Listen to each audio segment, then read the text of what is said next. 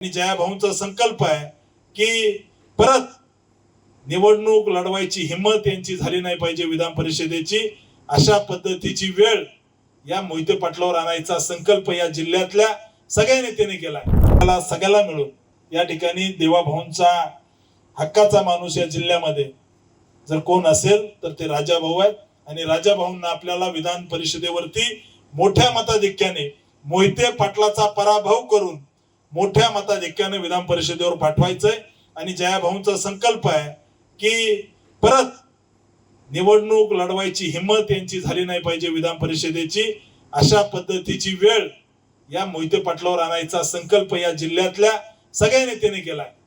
यांनी परत निवडणूक लढवायची हिम्मत केली नाही पाहिजे, असा पराभव करायचा त्या ठिकाणी संकल्प समाधान दादाने केलाय, असा पराभव करायचा संकल्प परिचारक मालकाने केलाय, दोन्ही देशमुखांनी केला। आम्ही सगळ्यांनी या जिल्ह्यामध्ये भाजपच्या विरोधात निवडणूक लढवायची विधान परिषदेची अशा पद्धतीने हिम्मत केली नाही पाहिजे, असा दारुण पराभव करायची वेळ आहे।